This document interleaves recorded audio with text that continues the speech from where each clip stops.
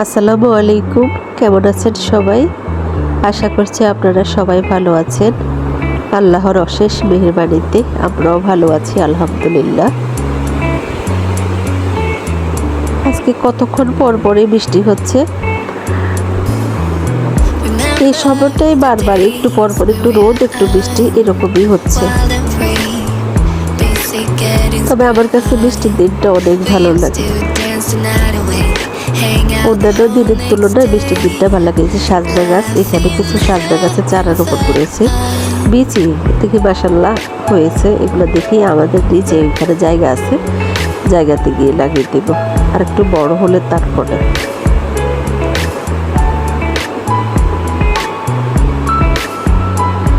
আপনারা কেমন আছেন অবশ্যই কমেন্টে জানাবেন। আকাশে প্রচুর মেঘ, থেমে থেমে বৃষ্টি হচ্ছে, তো খুব বেশি যে একেবারে মুষলধারে বৃষ্টি হচ্ছে সেরকম না।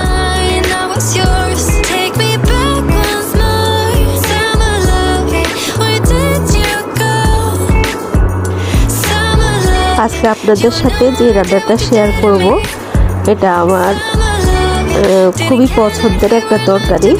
শুটকি, কাঁঠালের বিচি আর কচুরলতি রান্না করা। ওটার সাথে আরও কিছু রান্নার রেসিপি শেয়ার, ওগুলা শেয়ার করবো না, কিন্তু ওগুলো ছিল, যেমন কচুরলতি ছিল। এই তরকারিটা আমার অনেক পছন্দের। এই তরকারিটি আজকে আপনাদের সাথে রান্নাটা শেয়ার করব। আর কাসকি মাছ রান্না করেছি, এটা হলো ভুনা আর কি। আর মুরগির মাংস আর ডাল, এগুলো আমার দুপুরের খাওয়ার আয়োজন। এই কচুরলতিটা আমার হেল্পিং হ্যান্ডে দিয়েছে, ওদের বাড়ি থেকে আছে। এগুলো এত মজার এই লতির তরকারি, মানে এই টাইপের লতিগুলো, চিকন লতিগুলো। এটা রান্না করতে তেমন কোনো কিছুই না। আমি শুটকিটাকে আগে ভালো করে গরম পানিতে ধুয়ে নিয়েছি, ধুয়ে তেলের মধ্যে একটু ভেজে তারপরে সব মশলাগুলো অ্যাড করব।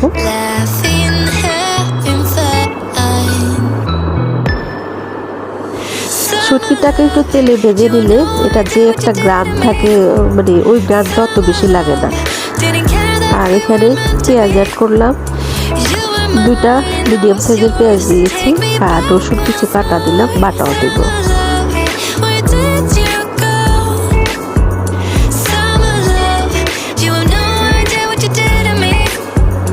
হলুদ, মরিচ, লবণ, জিরে গুঁড়ো।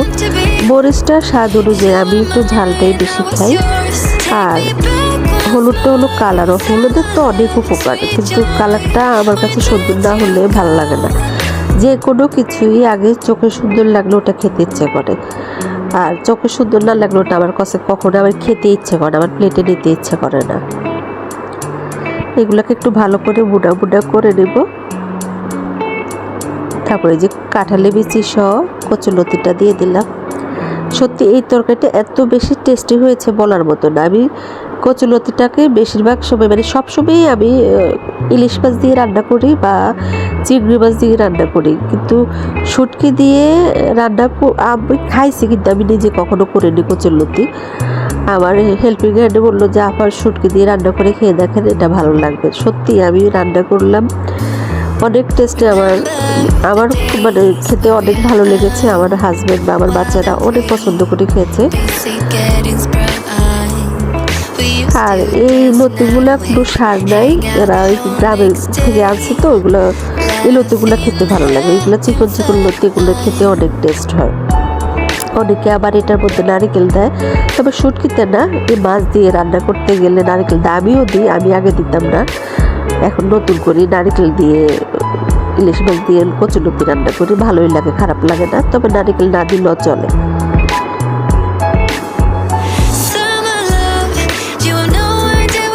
অনেকদিন থেকে ভিডিও দেওয়া হয় না আমার, আমি ভিডিও দিই না এখন, আর আসলে ভালোও লাগে না। আর শরীরটা যে সবসময় ভালো থাকে সেটা না, অসুস্থতা এত বেশি পেয়ে বসেছে আমাকে বলার মতো না। এক এক দিন এক এক সমস্যা থাকে, শারীরিক সমস্যা, আর ভিডিও করা থাকে, কিন্তু এগুলো যে এডিট করে বা কথা বলে যে দিব আমার হয় না।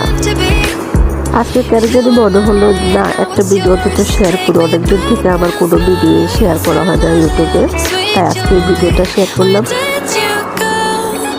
পুরোটুকু কথা বলতে পারবো না হয়তো বা, আর এই রান্নাটা করতে গেলে আপনারা একটা জিনিস খেয়াল রাখবেন, লতিটা যেন একদম গলে না যায়। লতি তরকারিটা রান্না করতে এটা খেয়াল রাখবেন, লতিটা গলে গেলে আর ওই তরকারিটা খেতে ভালো লাগে না। আমি একটু মানে শক্ত শক্ত থাকা অবস্থায় উঠে রাখি, ঢাকনা দিয়ে দিয়ে, পরে এটা গরমে এটা একদম ভিতর থেকে নরম হয়ে যায়, খেতে ভালো লাগে।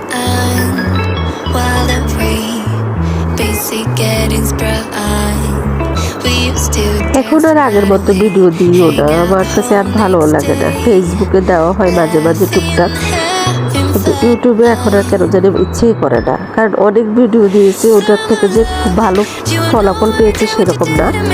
মনিটাইজেশনই অন হয় না, তাহলে আর কী করবে? এতদিন প্রায় 1.5 বছর থেকে কষ্ট করতেছি, কোনো মনিটাইজেশন অন হয় না। ঘন্টা যাই হয়েছে এগুলো দেখে বারবার কেটে নিয়ে যাচ্ছে, এই জন্য আর দেওয়া হয় না।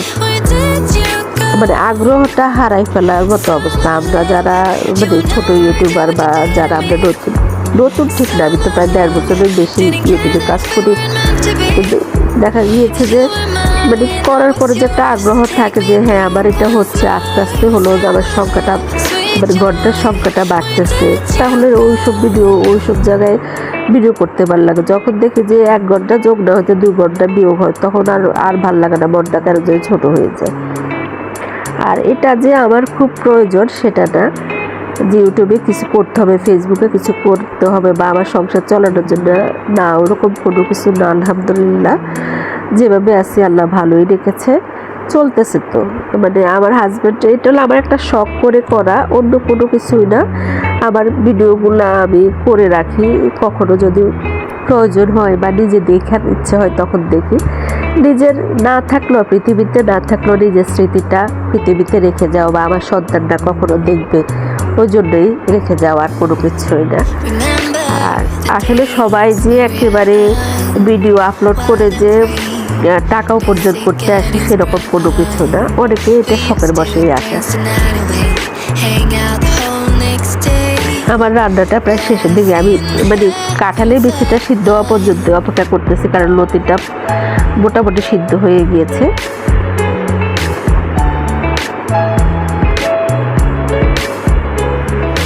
সবাই ভালো থাকবেন, ইনশাল্লাহ আগামীতে নতুন আর একটা ভিডিও নিয়ে আপনাদের সামনে হাজির হব। আমি লিপি, আল্লাহ হাফেজ, আসসালামু আলাইকুম।